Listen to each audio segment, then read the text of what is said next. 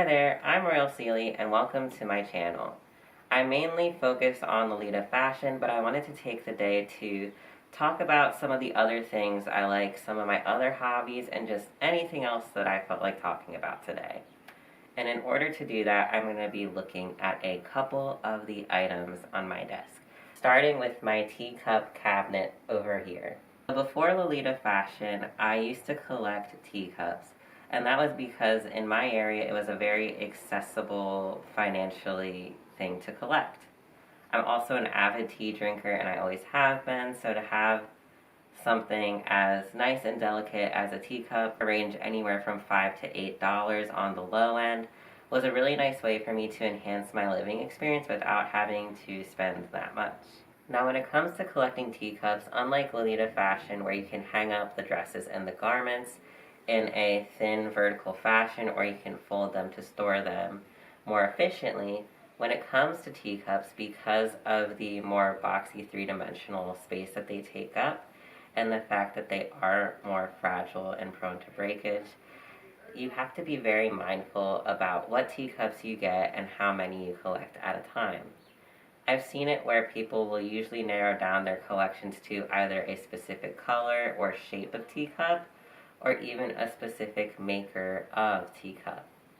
And different makers of teacups will have different price ranges that they usually end up going for. I will start off with my favorite teacup and the one that got me into collecting teacups, and that will be a Royal Sealy teacup. Now, Royal Sealy of Japan is one of the lesser popular ones, so it's not uncommon to be able to get a really nice teacup from them for under 10 bucks or maybe around 10 bucks, depending on what you're looking for. The things that really attracted me to this teacup particularly are the unique shape of the handle and the lattice work on the saucer. It also has orchids on it, and orchids are very significant in my family, so it was really a nice way to have something that felt very familiar to me.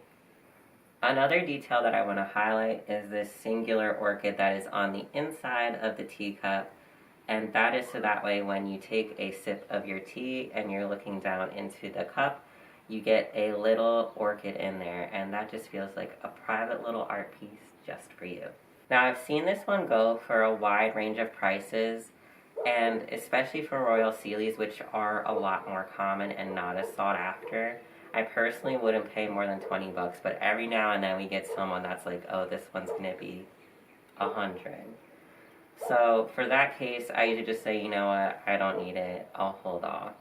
And it's worked out so far, and I managed to collect a couple of them in the process, and I usually just keep them as backups in case I break it. But something really interesting is that because these are hand-painted flowers and brush strokes, you can see how each one would be unique in how it was painted. Another feature of teacups, especially if you don't know, is that if you check the bottom of the saucer, or depending on the type of teacup you get, the bottom of the foot, it will usually have the name of the maker of that teacup. So here we have, it says Royal Sealy of Japan, or in Japan. And while it is really hard to find actual historical information that has some kind of source about Royal Sealy's, it seems the bulk of them came out between the 1940s and the 1950s. And it wasn't until post-World War II Japan, with the occupation of U.S. forces, that this particular type of china and teacup would come with the stamp of the manufacturer on the bottom. Now the next one I'm going to show just as a comparison in how Western aesthetics go along with Eastern aesthetics, and why I find it to be really interesting. So the first one we have here, which is a Japanese teacup, there's a lot of gold on it. The entire handle is gold. It's airbrush gold around the rim, as well as the foot. The lattice edges have all this gold on the rim, and it's very bold, which I really like. I find it very colorful and fun. Whereas Western teacup manufacturers, they typically made ones that had a lot lighter use of gold.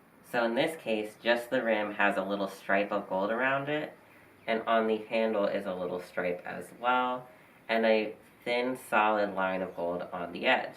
Same with the saucer, where the edge of it is gold, and it's much more limited in its use of gold. It all comes down to your personal aesthetics, which is why I tend to lean more towards Japanese and Chinese makers of porcelain. I find that I like the bold use of color more when compared to Western makers.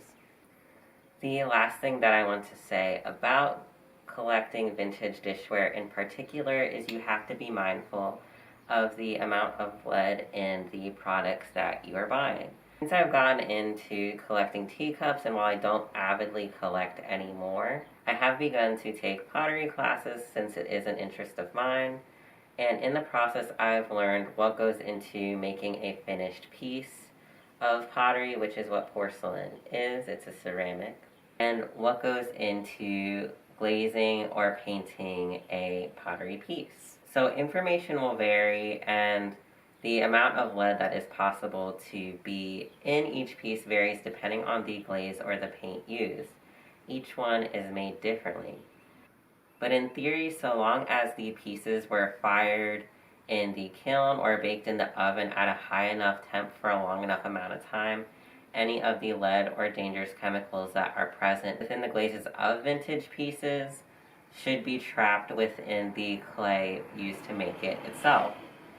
Especially if it has this shiny exterior, that will mean that it has this glossy coating, for lack of a better word. What I always do is I get a pack of lead test strips, and I follow the instructions on that in order to test for lead on each of my teacups before I begin to use them. So far, I have gotten lucky, and none of the pieces that I have reacted positively to having lead, which means that it is safe for me to drink out of. Yeah. So that's really the main thing that I wanted to talk about today. Thank you for watching, and stay tuned for more.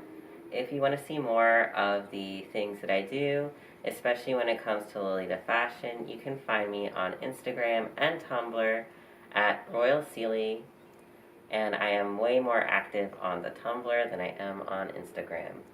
I'm also trying out the app Lemon8, so if you're on there, you can find me at Royal Sealy as well.